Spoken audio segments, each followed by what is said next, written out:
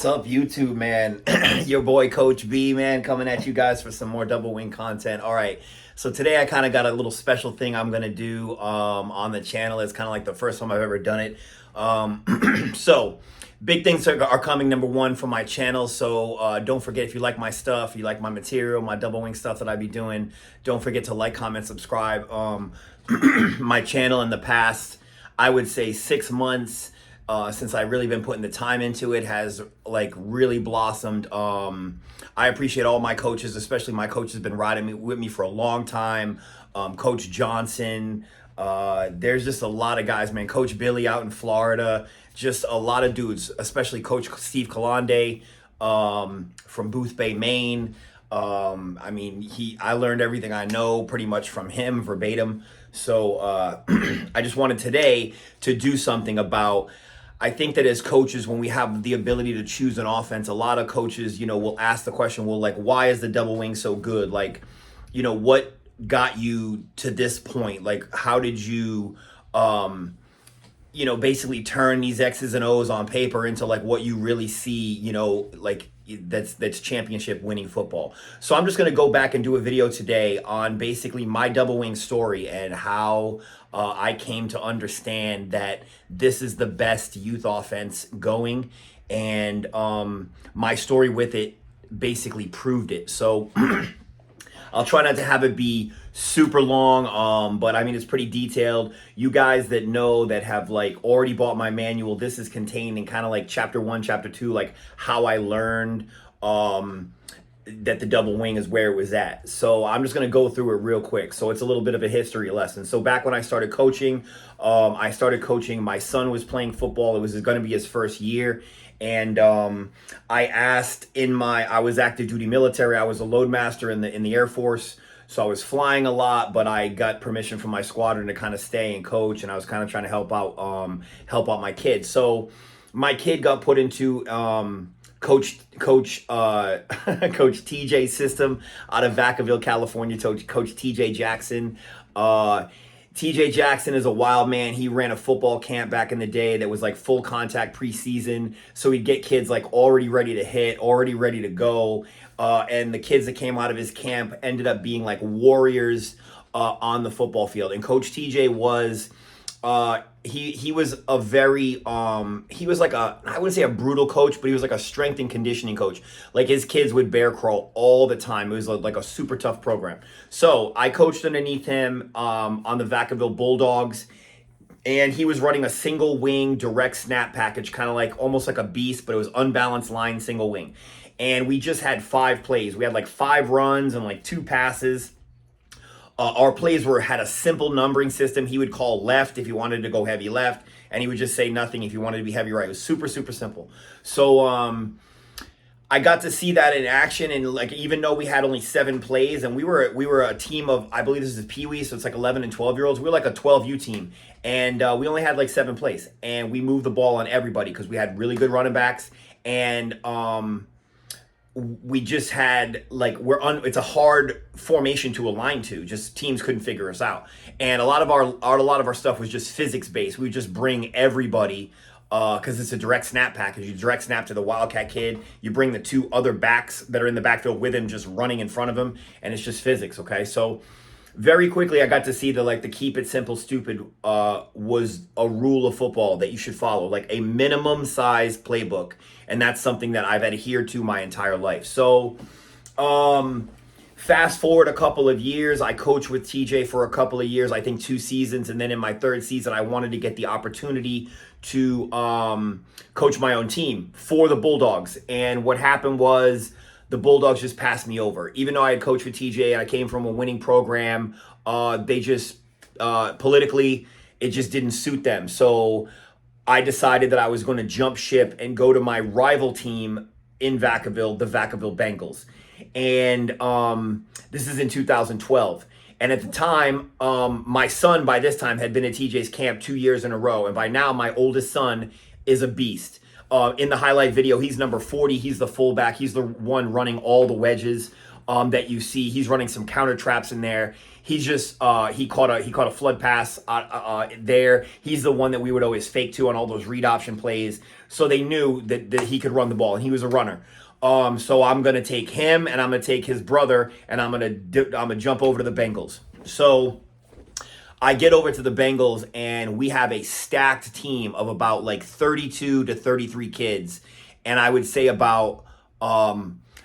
good like 20 of those kids were legitimate football players, okay? Now, my kid's coming over from another team, so automatically there's like this new team, like, oh, is this guy going to come and take my position? You know, there's a lot of like political stuff that happens on football teams when it comes to like daddy ball and coaches that have kids on the team and how they look at like where kids get positioned and stuff. There's a lot of like political stuff going on.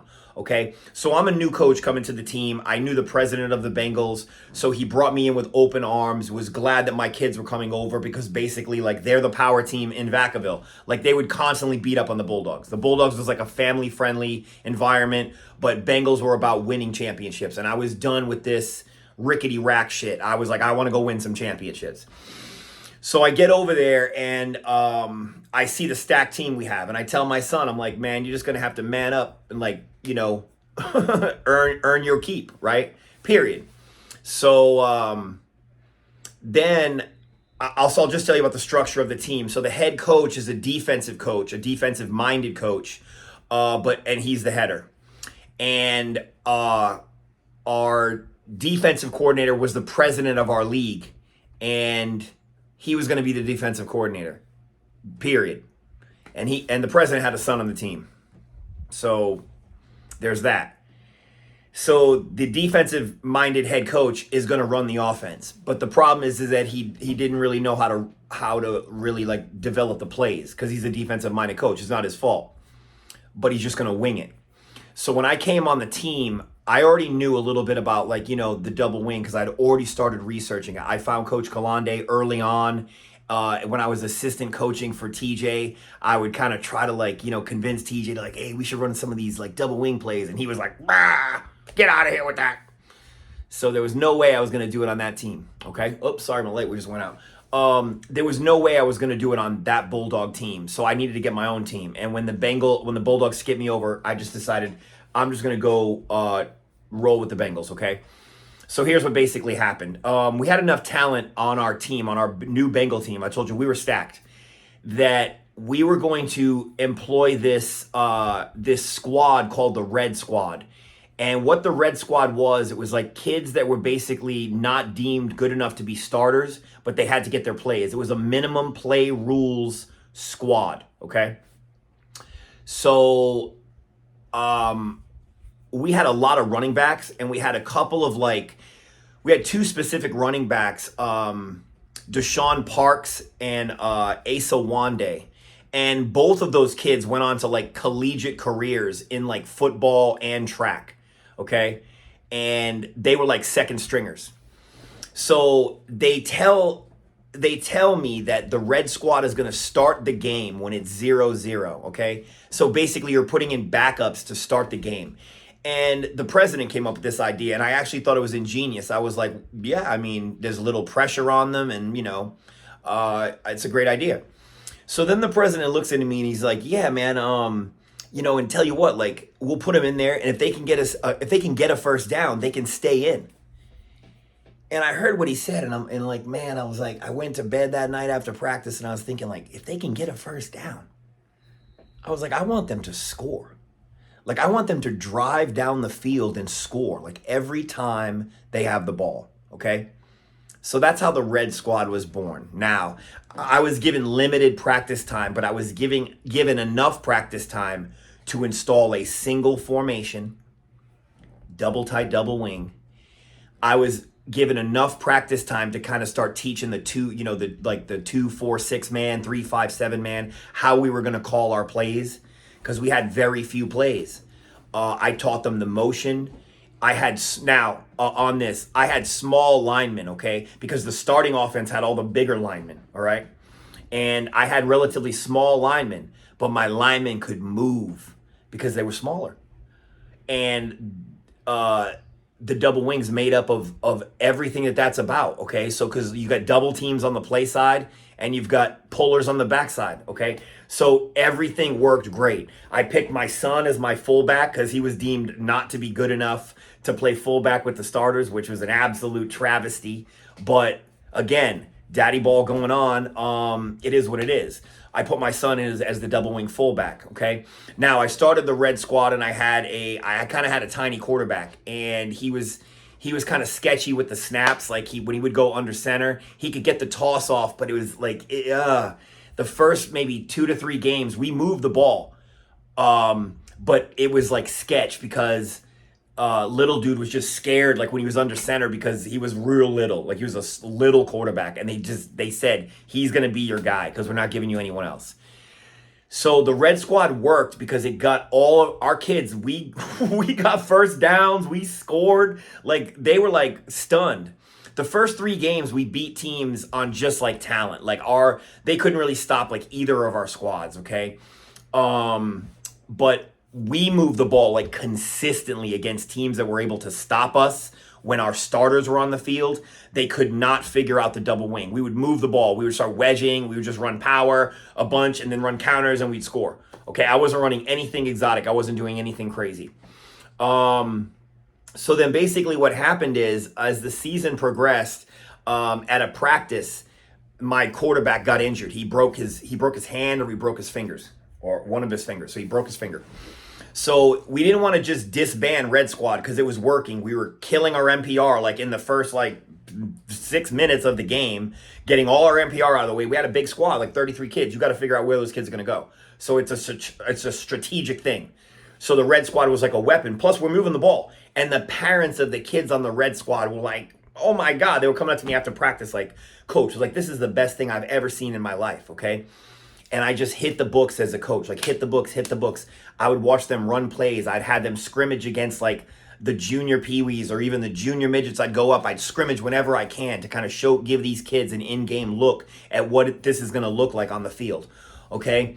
So essentially what happened is they came up to me and they said, again, I had 2 good wings, fast wings, but just inexperienced as runners. But if you got speed, like we can figure that out. I had a monster fullback in my son, and they told me, they said, you can pick anyone on the team that you want like to be your quarterback. Like who do you want? And as soon as they asked me that question, we had one kid on my team named Uriah Ports. And Uriah Ports was a starter on the offense, but they would split him out as a receiver. And we didn't throw that much because we had like good runners, and we throw occasionally, but like it was just hit or miss. They weren't using him as they needed to use him because he's one of those kids, like if he goes to college, and he did go to college, he was a safety, a strong safety in college, and he's an animal. He went on to be an animal in college. He's the kid that is an ATH, an athlete. He can play anywhere. So I said I want him at quarterback, and he was best friends with my son, so that gives the fullback and quarterback a good relationship. Plus, I knew he had the football smarts to learn the playbook really quickly because we had literally like a day to learn the playbook. So I taught him all the plays at my house. Literally, he came over. He stayed the night because we were playing a game the next day, and I was going to drive him to the field. He stayed the night. He learned the entire offense essentially in the driveway. And we went to the game the next day, and immediately we pounded on a team because everything was cleaned up at the quarterback position. Okay. So, by the way, so what happened before a game before that? We got our team dismantled by the Palo Alto Knights. Okay. And what happened was my little quarterback, this is before he was injured. So my little quarterback went out there and he could not get a snap off because he was petrified of the nose guard or something was going on, but he couldn't get a snap off. So every time the Red Squad went on the field, we couldn't get a single play off. Like toss power wouldn't work because we couldn't get a play. So Palo Alto Knights killed us, okay? They killed us. Now this will come back later. So the little Red Squad that could, man, now we have Uriah Ports as quarterback. We start moving into the season, and we start mowing teams down with this. I start getting a little bit more practice time. I'm teaching Uriah and Brandon kind of different things behind the line because the line, I didn't really need to alter a whole lot of stuff to just run different things that I could just tell the wings, the quarterback, and my son. And my son and Uriah are around each other so much, like his second dad, that it allowed me a lot of time with him in his ear to teach him, hey, this is what I need you to do. Okay, and he was a game manager out there. You see him in the highlights running before the video. So essentially what happened is we made it through the season, and we ended up getting into the playoffs, and to get into the playoffs, we had to avenge, we had to play one team that really played us tight, and then we had to avenge a loss against the Sac Raiders, and then if we win those 2 games, we go to the championship. So essentially what happened is, Palo Alto had declared for the Florida Championships, which is the big national championship. So Palo Alto, regardless, was going to go to Florida, and it's just weird how it works in NorCal, but they decided they were going to declare and go to Florida. We did not declare. We should have, because I think we could have gone to Florida and probably beat anybody. But what essentially happened is Palo Alto declared we had to get through Elk Grove first. Now, when we played Elk Grove, my double wing, it was greased and oiled. Like these kids by this time running the same plays over and over, game after game after game after game. It was greased. By playoff time, it was killer. And if you didn't have film on me and you couldn't figure out how I was wedging or somehow get the referee to throw a penalty on me, there was no stopping it. My league had never seen it before. They had never seen anything like this. They hadn't even seen kids pulling from the backside, much less running a wedge. Okay. So we get in the playoffs. We beat Elk Grove handily. Then we go into the Sac Raiders, who beat us, and we hammer them. It was a defensive. We played really good on defense. We had a pick six.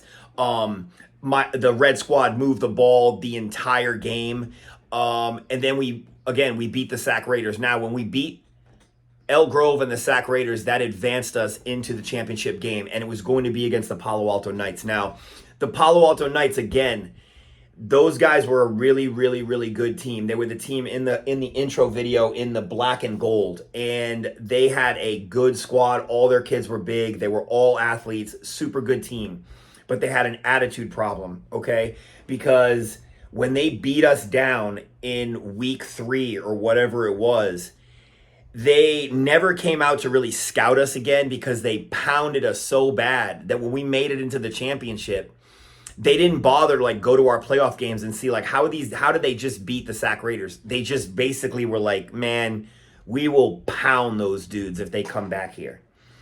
So they didn't scout me from week 3 to probably week 11, and that was a critical mistake.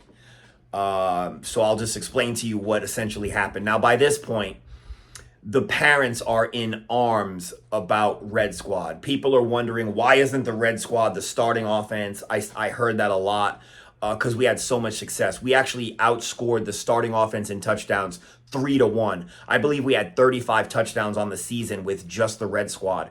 And I think the starters had like 13 or maybe like 12. And it was because they had too many formations. The other offense that we ran had like 11 formations. There was all kinds of motion. There was no blocking scheme. I didn't really talk about that, but that was the difference between the two offenses, is that what I brought to the team was a system-based running attack that had an easy to understand blocking scheme, okay?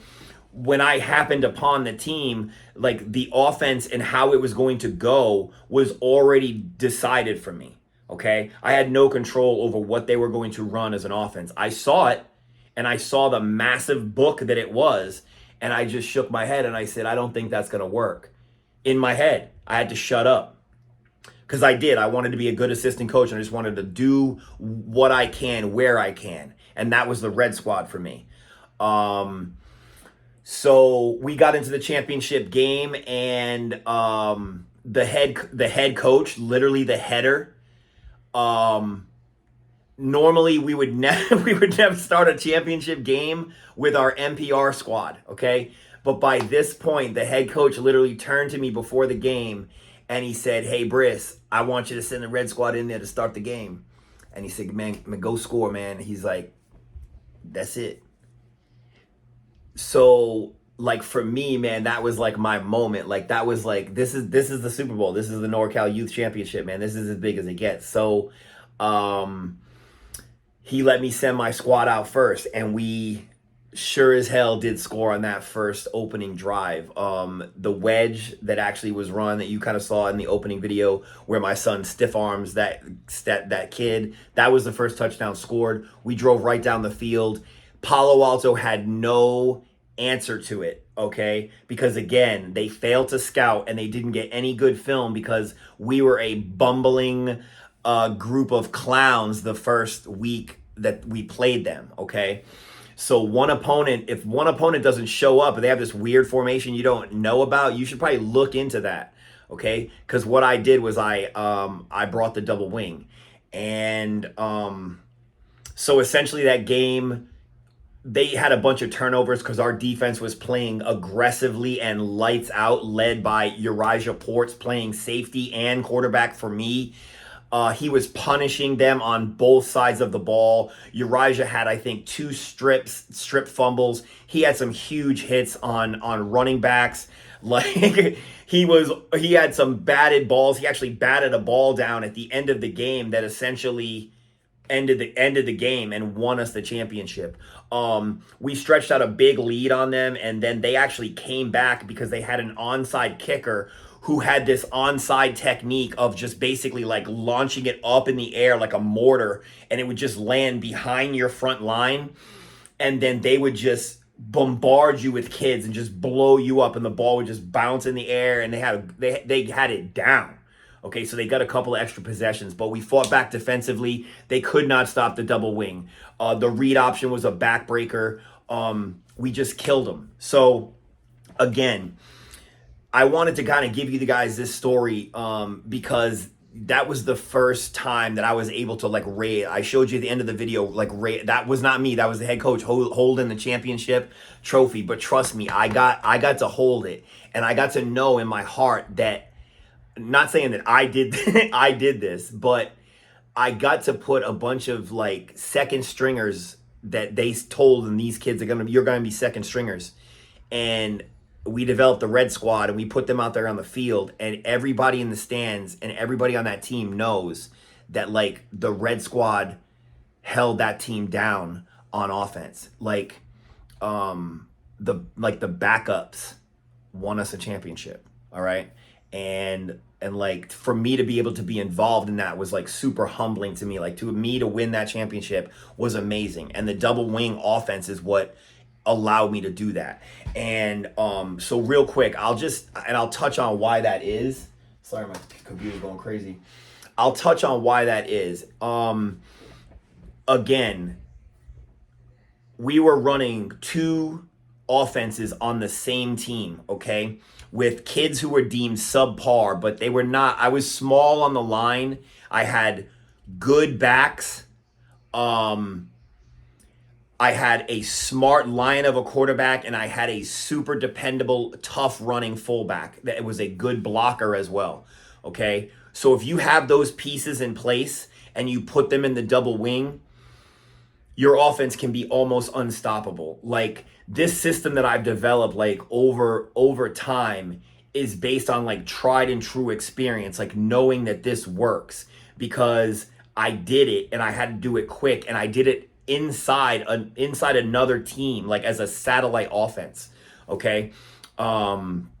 It was like, this was like the haymaker. I'll start our offense with like the jabs, and then the haymaker was the red squad.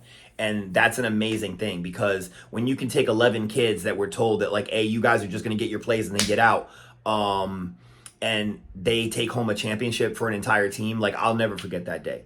So the double wing brought me that because of how it's designed. Okay, it's designed to be simple. It's not designed to be 11 formations with no blocking scheme, with nothing. Okay, and my manual is structured the same exact way. It's just structured to be everything you need to win if you install it the way it's supposed to be installed. So that's essentially my double wing story, man, from the start to finish. I went like about 25 minutes or whatever, so I don't want to keep it long, but I always want you guys to know like how I came up with this shit. Like I didn't just like one day wake up and just know about the double wing. But to all my coaches that have always rode with me for a long time, and to all my new coaches, man, I appreciate it. So if this is something you think, if this is an offense that you are thinking about investing time and money in, then this is the offense for you, man. All you need is the energy. All you need is the energy to just start and make it happen. Okay, so I'm always available to reach out to me. You can get me at westcoastload@yahoo.com. And again, I appreciate all the compliments and all the emails I get, the comments, and I just appreciate like the growth of my channel. So I hope you enjoyed this double wing story today, man. Catch you on the next one.